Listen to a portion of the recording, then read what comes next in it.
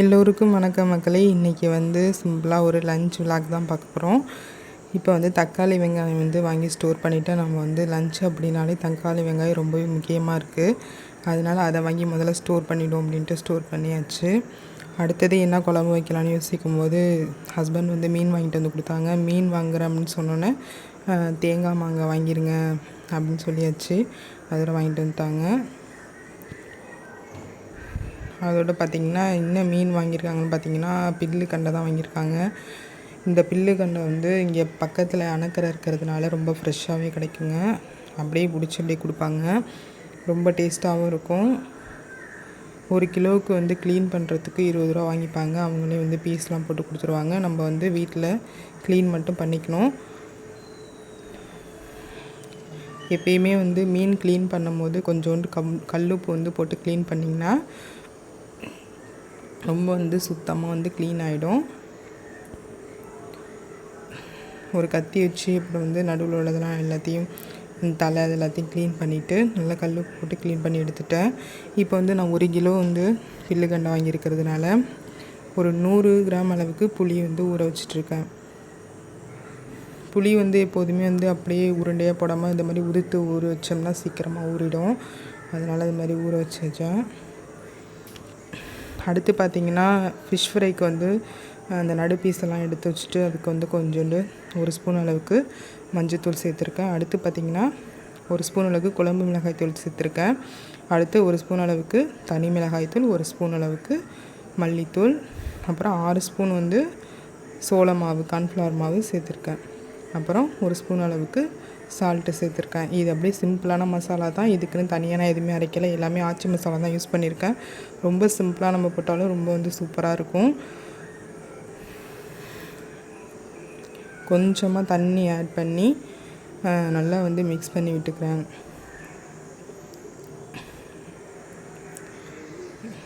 இது மாதிரி மசாலா நம்ம ஆட் பண்ணுறதுனால வேறு எந்த ஒரு ஸ்பைசஸ்ன்னு ஆட் பண்ணல. இந்த ஆச்சி மசாலா தான் ஆட் பண்ணியிருக்கேன். ஆனால் சூப்பரான கலரில் சூப்பராக கிடைக்கும். அடுத்து பார்த்திங்கன்னா அடுத்த வேலை பெரிய வேலை தேங்காய் அரைக்கிறது தான். அதையும் கொஞ்சம் நேரம் இந்த தேங்காய் அப்படியே ஃப்ரிட்ஜில் வச்சோம்னா சூப்பராக கட் பண்ணிடுவோம். அது மாதிரி கட் பண்ணிவிட்டு மிக்சியில் போட்டு 1 ஸ்பூன் அளவுக்கு சோம்பு சேர்த்துருக்கேன். எப்போவுமே கொஞ்சோண்டு 1 ஸ்பூன் அளவுக்கு தேங்காய் பேஸ்ட்டில் பெரிஞ்சிருக்கும். எல்லா குழம்புலையுமே வச்சு நீங்கள் அரைக்கலாம். சூப்பரான வாசம் உங்களுக்கு கொடுக்கும். செரிமானமும் ஆகிடும். அடுத்து பார்த்திங்கன்னா பெரிய வேலை தக்காளி வெங்காயம் இருக்கிறது தான். அதையும் எடுத்து வச்சாச்சு. 3 வெங்காயம், ஒரே ஒரு தக்காளி. ஏன்னா புளி மாங்காய்லாம் போகிறதுனால புளிப்பு அதிகமாகிடக்கூடாது. அதனால் ஒரு தக்காளி எடுத்திருக்கேன். அடுத்து ஒரு 4 பச்சை மிளகாய். எப்போதுமே மீன் குழம்புக்கு பச்சை மிளகாய் யூஸ் பண்ணுங்கள். அடுத்தது கருவேப்பிலை யூஸ் பண்ணுங்கள். ரொம்ப சூப்பராக இருக்கும். இதெல்லாம் க்ளீன் பண்ணிவிட்டு நல்லா வாஷ் பண்ணிவிட்டு நம்ம கட் பண்ணிக்கலாம்.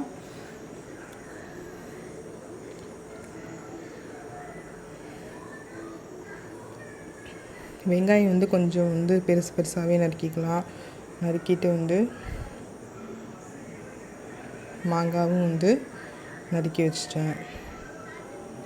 இது மாங்காய் சீசன் இல்லை, இருந்தாலும் ஒட்டு மாங்காய் கிடச்சிது, அதனால் வாங்கிட்டு வந்துட்டாங்க. அடுத்து பார்த்திங்கன்னா நான் நெய் கிச்சடி அரிசி தான் யூஸ் பண்ணுறேன். இது ரொம்பவே உங்களுக்கு ஹெல்த்தியான ரைஸ்ன்னு சொல்லலாம். இது வேகிறதுக்கே 3/4 மணி நேரம் ஆகிடும். அடுத்து பார்த்திங்கன்னா 1/4 மணி நேரம் ஊற வைக்க வேண்டியதாக இருக்கும். இதெல்லாம் ஏன் செய்கிறோம் அப்படின்னு பார்த்திங்கன்னா சுகர் சுத்தமாக வராதுங்க. சுகர் அதிகமாக இருக்கிறவங்க இந்த ரைஸ் வாங்கி கண்டிப்பாக யூஸ் பண்ணுங்கள். சுகர் லெவல் குறையும் உங்களுக்கு. இது எப்படின்னா இந்த நம்ம சாதா அரிசிலாம் வாங்கினோம்னா சீக்கிரமாக ஒரு 1/4 மணி நேரத்தில் வெந்துடும். ஆனால் இது நல்லா நின்று உங்களுக்கு அரிசி வேகும். ரொம்ப உங்களுக்கு சுகர் கண்ட்ரோலில் வைக்கும். கண்டிப்பாக இந்த ரைஸ் வாங்கி யூஸ் பண்ணி பாருங்கள். இது ஒரு 1/4 மணி நேரம் நம்ம ஊற வச்சுக்கலாம். அதுக்கிட்டே உலை கொதிக்கிறதுக்கு ஒரு 10 நிமிஷம் ஆகும். ஒரு 5 நிமிஷத்துக்கு முன்னாடி நீங்கள் கழுவி ஊற வச்சுட்டாங்களே கரெக்டாக இருக்கும். அப்புறம் இந்த அரிசி தண்ணி இருக்குது பார்த்திங்களா, அதை புளி ஊற வச்சுருக்கிறதுல சேர்த்து வச்சுருக்கேன். எப்போவுமே அரிசி கழுவுற 3ஆவதாக தண்ணி எடுக்கிறோம். அந்த தண்ணி நம்ம வச்சு குழம்பு வச்சோம்னா ரொம்ப டேஸ்ட்டாக இருக்கும். வயிறு புண்ணு அதெல்லாம் வராது. அது மாதிரி யூஸ் பண்ணி பாருங்கள். இது நான் எப்போதுமே மீன் குழம்பு வைக்கிற பாத்திரம். நான் வேறு பாத்திரம் இதேமாரி வாங்கிட்டு தான் இதை டிஸ்போஸ் பண்ணணுன்னு இருக்கேன். இப்போ வந்து எண்ணெய் ஊற்றி வெந்தயம் ஒரு 2 ஸ்பூன் அளவுக்கு சேர்த்துட்டு, அடுத்தது கருவேப்பிலை, பச்சை மிளகாய், வெங்காயம், தக்காளிலாம் நம்ம சேர்த்து பொன்னிறமாக வதக்கிக்கலாம். எப்போதுமே வந்து மீன் குழம்புக்கு தக்காளி, வெங்காயம் வந்து ரொம்ப நல்லா வதங்கிடணுங்க. அந்த பச்சை வாசம்லாம் போயிட்டு நல்லா சுருளை வதக்கிட்டோம்னாலே நம்மளுக்கு வந்து குழம்பு நல்ல டேஸ்ட்டில் கிடைக்கும். வெங்காயம் நல்லா வதங்கிடுச்சு. அடுத்து வந்து தக்காளி சேர்க்குறேன். நம்ம தக்காளி வெங்காயம் வந்து வதக்கிற ப்ராசஸ் தான் இதில் ரொம்ப முக்கியம். ரொம்ப வந்து சலசலன்னு வதக்கிட்டோம்னா வந்து குழம்பு வந்து தண்ணி விட்டுகிட்டே இருக்கும், நல்லா இருக்காது. அடுத்து பார்த்திங்கன்னா புளிக்கரைசல் ரெடி பண்ணிகிட்ருக்கேன். இதில் வந்து ஒரு 2 ஸ்பூன் அளவுக்கு தனி மிளகாய்த்தூள், ஒரு 3 ஸ்பூன் அளவுக்கு குழம்பு மிளகாய்த்தூள், 4 ஸ்பூன் அளவுக்கு மல்லித்தூள் சேர்க்குறேன். மஞ்சத்தூள் சேர்த்துட்டு ஒரு கைப்பிடி அளவு உப்பு சேர்த்துக்கிறேன். எல்லாமே நான் வந்து ஆச்சி மசாலா தான் யூஸ் பண்ணி இன்றைக்கி வைக்க போகிறேன்.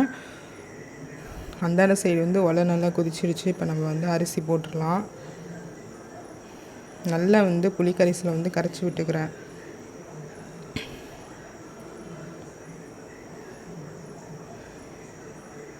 இப்போ வந்து நல்லா வந்து அரிசி வந்து நம்ம போட ஆரம்பிச்சிடலாம்.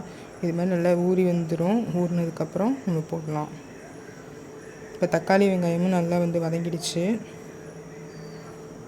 இந்த அளவுக்கு வந்து நல்ல சுருளை வந்து வதக்கிட்டோம்னாலே நம்மளுக்கு வந்து மீன் குழம்பு வந்து ரொம்ப செட்டாக இருக்குது அப்படின்னு சொல்லுவாங்களா, அந்த மாதிரி ஒரு இது வந்துடும்.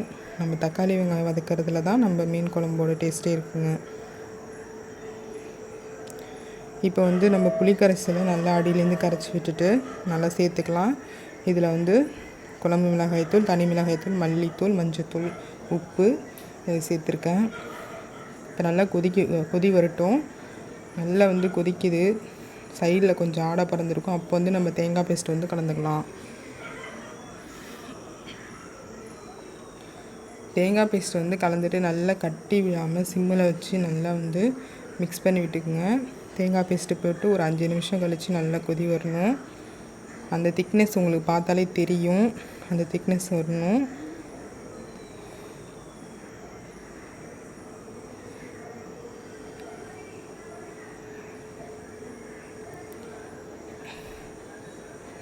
இது மாதிரி நல்லா வந்து சிம்மில் வச்சு நம்ம தேங்காய் பேஸ்ட்டை வந்து கலக்கிறதுனால நமக்கு வந்து கட்டி பிடிக்காது.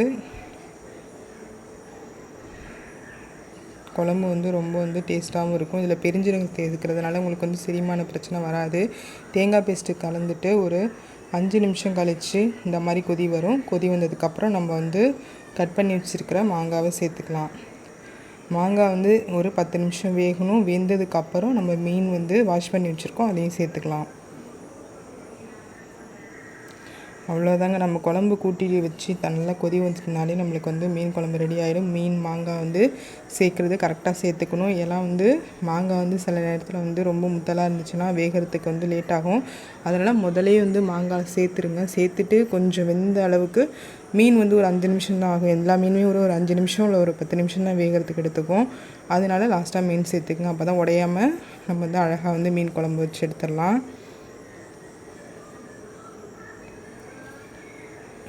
நமக்கு வந்து மீன் குழம்பு வந்து ரெடி ஆகிடுச்சு. நம்ம வந்து அதை உரமாக வச்சிடலாம். அடுத்து பார்த்திங்கன்னா ஃபிஷ் ஃப்ரை. நம்ம என்ன தான் பார்த்து குழம்பு வச்சாலும் ஃபிஷ் வந்து ஃப்ரை இல்லைன்னா குழந்தைங்க விரும்பி சாப்பிடவே மாட்டுறாங்க. வெறும் குழம்பு மட்டும் இருந்தால் போதும் அப்படின்னு வந்து நம்ம வச்சாலும் நமக்கே மனசு வர மாட்டேங்குது, வெறும் குழம்பு மட்டும் எப்பறம் வச்சு தரதுன்ட்டு. அதனால நம்ம கண்டிப்பாக அந்த ஃபிஷ் ஃப்ரை வந்து கூடவே செஞ்சு தர வேண்டியதாக தான் இருக்குது. இப்போ பார்த்திங்கன்னா நல்லா வந்து ஃப்ரிட்ஜில் வந்து ஒரு 5 நிமிஷம் அளவுக்கு வந்து வச்சு எடுத்துகிட்டு வந்துட்டேன். நல்லா செட் ஆகிட்டு வந்து இப்போ ஒரு பேன் எடுத்துகிட்டு இதை மாதிரி ஒரு அகலமான பேன் வச்சிங்கன்னா நீங்கள் சீக்கிரமாக அந்த ஃபிஷ் ஃப்ரை வந்து முடிச்சிடலாம். ஒரு 2 ட்ரிப்பு போட்டு எடுத்துடலாம். இப்போ வந்து கொஞ்சம் நேரம் சிம்மில் குழம்பு வச்சுருந்தேன். நல்லா வந்து உங்களுக்கு திக்னஸும் கிடச்சிருச்சு. நல்லா கரையாமல் மீன் வந்து உங்களுக்கு கரெக்டாக இருக்குது. மாங்காய் வெந்துருச்சு.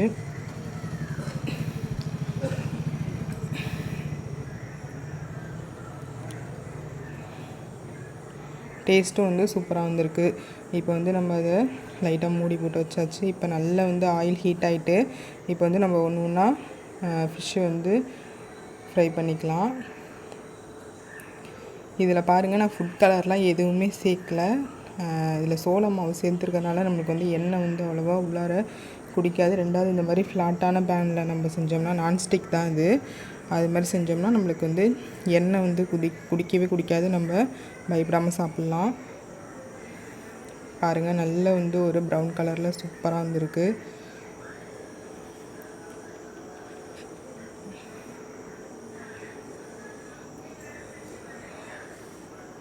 இது மாதிரி நியூஸ் பேப்பர் போட்டு அதில் நம்ம வந்து இந்த ஃபிஷ் ஃப்ரை எடுக்கிறதுனால நீங்கள் டிஷ் பேப்பர் அது மாதிரி இருந்தால் கூட அதை யூஸ் பண்ணிக்கலாம்.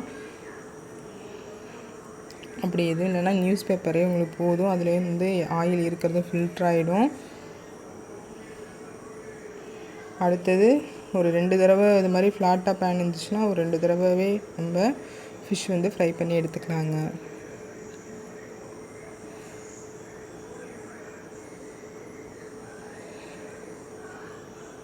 அவ்வளோதாங்க. இந்த வந்து லஞ்ச் விலாக் உங்களுக்கு பிடிச்சதுன்னா கண்டிப்பாக வந்து சேனலை சப்ஸ்கிரைப் பண்ணுங்கள், லைக் பண்ணுங்கள், ஷேர் பண்ணுங்கள். வாழ்க வளமுடன்.